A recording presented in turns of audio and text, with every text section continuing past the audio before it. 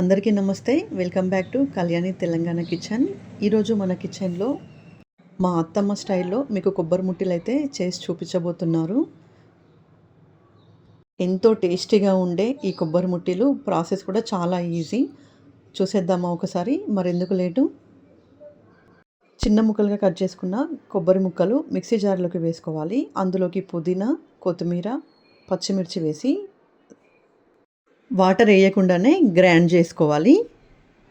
ఈ మిక్సీ చేసుకున్న కొబ్బరి తురుమును మరొక గిన్నెలోకి తీసుకొని ఇందులోకి ధనియాల పొడి, కారం, పసుపు, ఉప్పు, గరం మసాలా కానీ లేదంటే చికెన్ మసాలా కానీ వేసుకోవాలి. ముట్టీలు మనకు ముద్దలాగా రావడానికి ఇందులోకి మేము శనగపిండి యాడ్ చేస్తున్నాము. అత్తమ్మ ఇక్కడ కలిపేలోపు నేను స్టవ్ ఆన్ చేసి మరొక కడాయి తీసుకొని ఆయిల్ అయితే హీట్ చేసి పెడతాను. కలిపేటప్పుడే మీకు ముద్ద వస్తుందో లేదో చెక్ చేయండి. ఇక్కడ వీడియో క్లిప్లో చూపిస్తున్నట్టు మీరైతే ఈ కొబ్బరి ముట్టీలు అయితే రెడీ చేసుకోవచ్చు చాలా ఈజీగా. కొబ్బరి ముట్టీలని సాంబార్ అంచుకు కానీ లేదంటే స్నాక్స్ లాగా కానీ ఎలాగైనా తినచ్చు. చాలా రుచిగా అయితే ఉంటాయి. పిల్లలు చాలా ఇష్టంగా అయితే తింటారు. అంత రుచిగా ఉంటాయి ఈ కొబ్బరి ముట్టీలు. మా పాపకి ఇష్టము, అందుకోసమనే మా అత్తమ్మ చేస్తుంది ఈరోజు.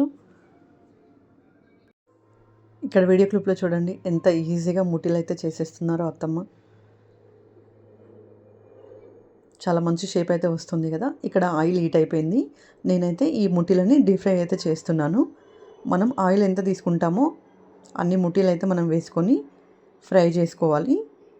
ఆయిల్ని ఓవర్ హీట్ కాకుండా మీడియం హీట్లో ఉన్నప్పుడే మనం వేస్తే లోపల మంచిగా ఉడుకుతుంది.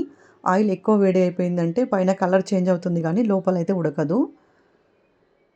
కొబ్బరి ముట్టీలు ఫ్రై అవ్వడానికి ఎక్కువ టైం పట్టదు. 2-3 నిమిషాలలోనే మనకి ఇక్కడ ఫ్రై అయితే అయిపోతాయి. చూస్తున్నారు కదా, మంచి కలర్ అయితే వచ్చేసాయి.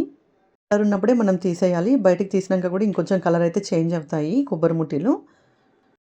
ఈ వీడియో మీకు నచ్చితే లైక్ చేయడం మాత్రం మర్చిపోకండి. Thanks for watching.